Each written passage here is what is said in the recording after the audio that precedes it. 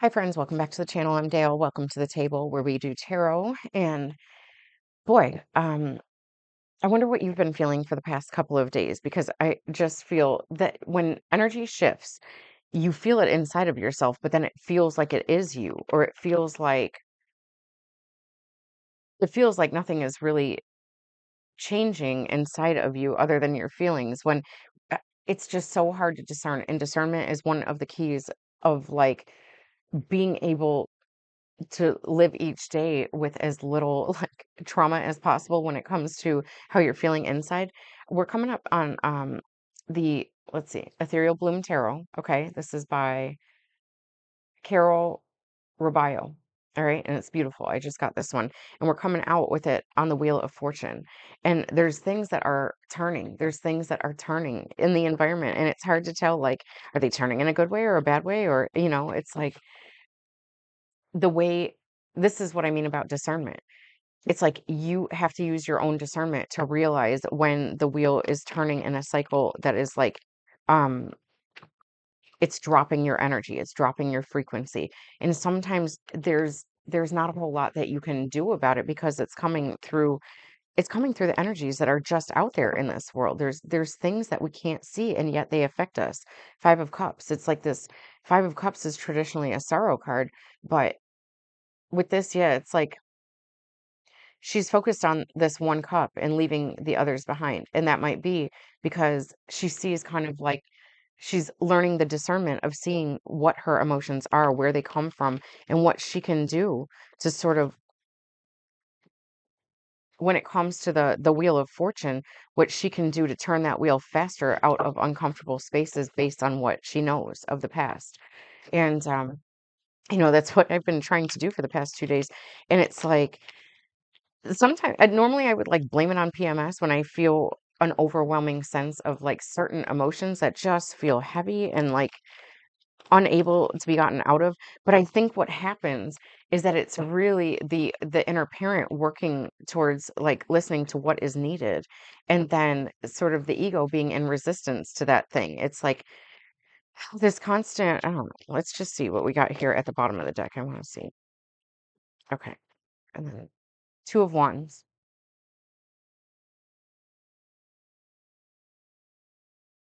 So there's a Nine of Wands, the Star, Eight of Wands, Five of Cups, and Seven of Swords.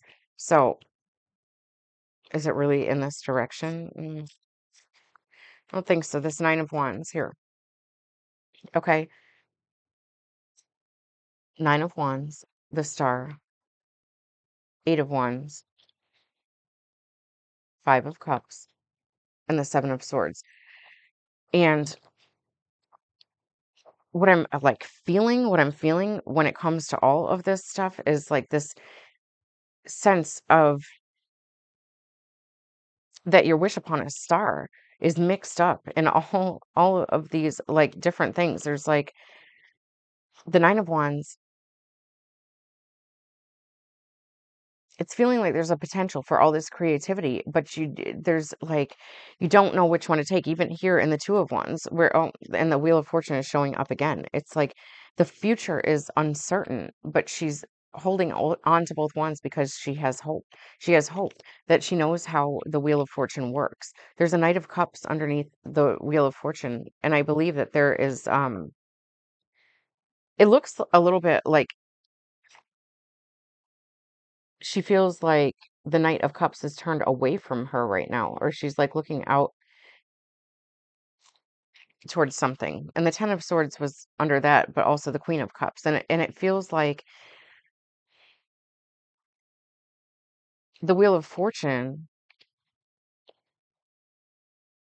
within her is feeling like something is broken when it comes to love.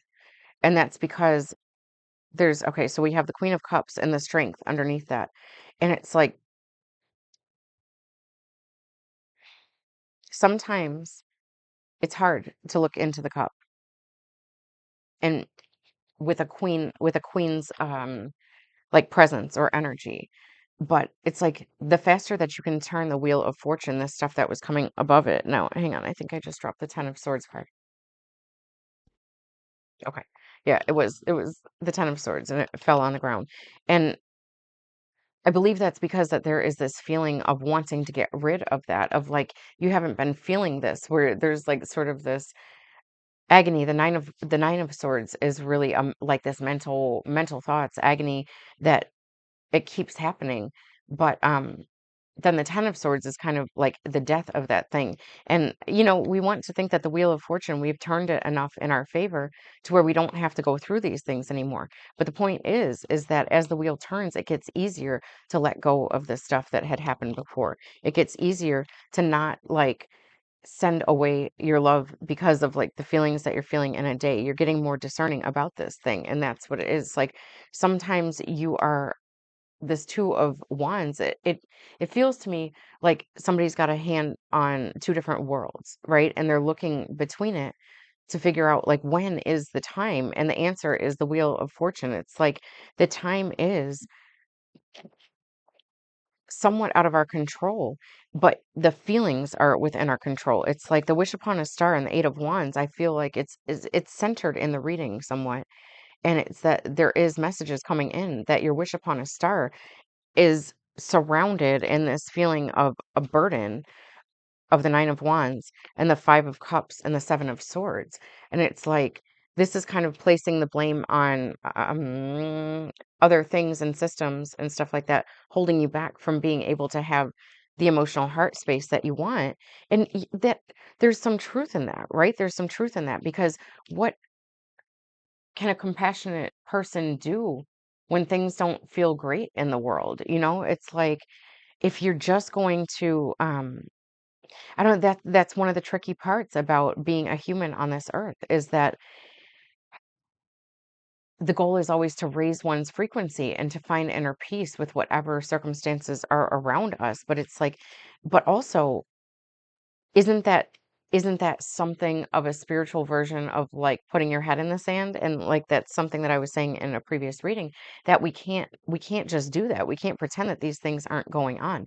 And so, well, I give the truth of the answer, which is that we always have to find that inner peace within ourselves through raising our frequency, or when we feel it's like that's what using discernment is about, is taking the time to be at peace with the way that you're feeling, and then to take the time to think about how you're going to let that affect yourself and the people around you. And sometimes it's like very hard. It goes into that saying of if you have nothing nice to say, don't say anything at all, because then you're creating a negative ripple effect. But sometimes we can't. We live in the world. We live in a world that is going through a lot of like heartbreak and disillusionment and these things where we don't have certainty. And you can't I was going to say you can't be perfect, but like there is no such thing as being perfect. There is no such thing as perfection. The best thing that you can do is figure out how to raise the vibration. It's a very mathematical thing, but it can be tough. We're coming out on the Four of Cups when I go into this cosmic tarot of the cosmic seed, and that's I want to get some sort of advice on like what to do with these things. And it's like the Four of Cups, it's like um maybe look behind you to what's going on, or what are we splitting it at? The cosmic seed. The cosmic seed is always there for you to be able to move through time and space wherever and however you want. And I had read the meaning of it in the last reading where it came up. And that's what it is. It's almost like this teleportation device of like where you can control sort of the outcomes of where you go, but it doesn't mean that you're not going to go through turbulence on the way, you know? Mastery of Swords. So it comes to mastering that, discerning how you feel inside, possibly what caused it, giving yourself forgiveness for not always being this perpetual motion machine of positivity, because you you can't. You would have to be like completely oblivious to the world around you. And though that's partially what we need to do, is it's not the world, it's that you need to not give an investment of your energy to the parts of the world around you that are negative and that can bring you down. And so that's where you have to use your discernment of pulling yourself away from things that are not beneficial to you. And even if you are like begrudgingly going through it, it's like we have the Two of Wands again, and the Two of Wands by comparison in each deck are different. It's like where she's holding on to both, she's not holding on to either. She's kind of looking both ways as like she's actually, like, really not near them, they're kind of behind her, but also the pyramid is behind her, and it's kind of centered over her, almost as if that she needs to achieve enlightenment or work towards, like, this pinnacle of a pyramid in order to let all the to me, it looks like a reverse funnel to where you'd be moving the energy upwards into the highest frequency possible so that it can be focused. If it had almost like, a hole at the top, if you were forcing I don't know, like energy or water up through this pyramid and it would come out the top, it's like pushing from all of that below. It doesn't have a lot of pressure until it gets up to the top. But that's how we can raise our frequency like that. We're almost like, well, I won't get into all that. But what I want to say about it is that you need to spend time kind of in this temple. That's kind of what it is. It's like the pyramid sort of resembles this temple that is her, but it's like an outward version of the temple. And you need to spend time in there to figure out what matters, like what to hold on to. We have the Four of Pentacles or coins, as they put it in this deck. We have the Chariot, the Four of Cups, Justice, the Wheel of Fortune, the Nine of Wands. So we're getting these repeaters, and that is rare. It's so rare. But in my when I pull cards, it happens over and over and over again. Where in the few cards that we pull, we get these repeaters. And so if we're looking for advice, the mastery of swords under him is the Nine of Swords, and it's like that's where he came from. You can't be a master until you figured out how to get rid of the swords in your mind. It's like I see the spider in there, and that can be scary, right? A spider can be scary, but and this is, I think, a black widow, it looks like. So it can be deadly. And but that's not really what spiders are all about. They're beneficial and things. So if you're only looking at a spider as scary, you're missing out on the more that it is. And that's what happens when we get into this Nine of Swords. It's like we're missing out on the more and we're focusing in on some sort of like mental pain that we're going through. And the Master of Swords, he is holding one, so he can use it if need be. Okay. But when would he have to use that sword? Is only if somebody is really coming up and challenging his authority. And they can only challenge his authority if he's showing a weakness in it. Okay. And you develop strength in your authority over time as you continue to move yourself through the cycles of the Nine of Swords, which is what it's telling me with the Wheel of Fortune and the Nine of Wands. Again, it's like it's telling me that you have it within your hands. You have the ability to turn the wheel at whatever pace you want. You can't avoid it being a wheel. You can't avoid that there are ups and downs to it, but you can turn it. You can turn it. Okay. So we have the Two of Wands again and the Four of Coins. So then we have the Chariot, the Four of Cups, and Justice. Mm, okay. Let me sit with it for a minute. Okay. With the Two of Wands and the four of four of coins, there's a confusion between about what to hold on to, which direction to take. And because the Four of Coins is traditionally really about holding on to things, sometimes too tightly. Well, like this man in this pose here, he cannot hold on to that pose for all of eternity, or he would get tired out, and there wouldn't be benefit in the strength that can be built from that pose. And that's sort of like right now you're in a space of a hands-off approach because there's nothing clear other than your own internal focus on discernment of what feels good and what doesn't, what feels like a raise in frequency and what feels like a drop in it. Because there's this, in this Justice card, I really like it because it shows the heart being weighed against a feather. Okay. And is it Toth who does that? And it's not, maybe it's not Anubis. I can't remember exactly. Um, which Egyptian God weighs the heart versus the feather to see how light it is. And when I have the Four of Cups card here, it feels like the heart is heavy, like the heart is out of reach. And it feels like a message is needed in order to lighten that heart because of the feather. And that's kind of like the Chariot is talking about movement forward that is difficult, okay? But it still can happen. And it's hard to move forward when you feel like you have a heavy heart. It doesn't feel as light as air when you're moving on air like a feather could. So it just feels like it's just showing up with this same inner and outer battle where the world can be such a beautiful place, and yet we feel like we can't have the beauty in it because we have to earn it somehow. And if we're not earning it the right way, and if we're not using the like discipline of mind and things like that in order to cure the feelings of the heart, it's like then you feel like a failure. And that's not really what it is. It's like there's just days where there were days that were very, very hard that you've gone through. And we've got an action of cups, and there's a movement towards the heart space. This is the Knight of Cups, and that was showing up backwards in this one, right? So we've got the Knight of Cups here, and it seems like he's got his back towards her who's looking out, and then we've got it here as a different depiction of it. And that's much more beautiful. It's like this moving forward with growth. And it looks like a boat to me. I'm pretty sure that that's what it is. And it's because, well, it's got to be.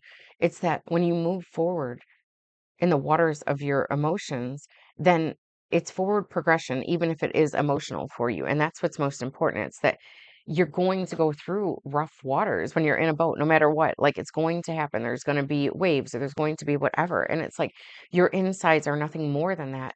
But there have been periods of time where you've been going through like storms for years and years and years.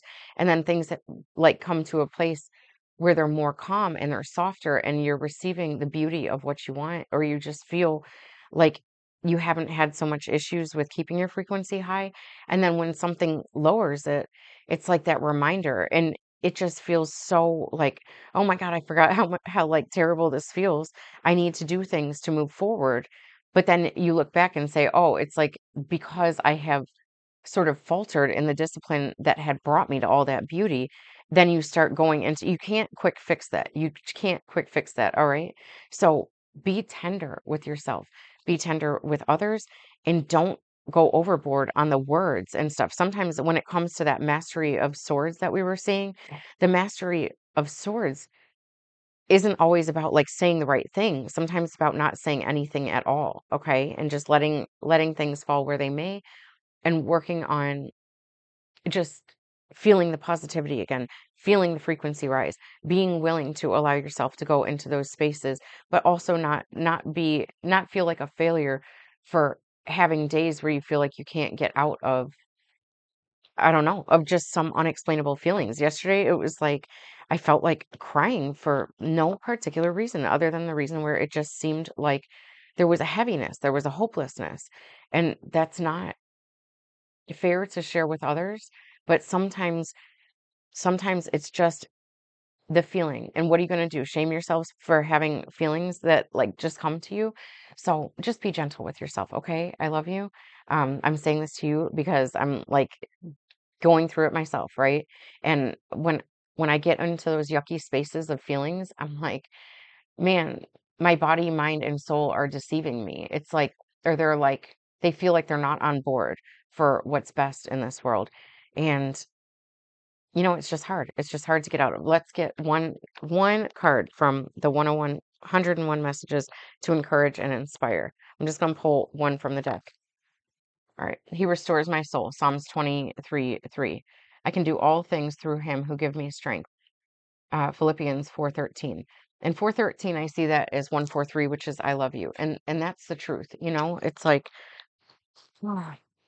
just because you have one tough day, it doesn't mean anything in the long run of a fully lived life. Okay? I love you. I'm out.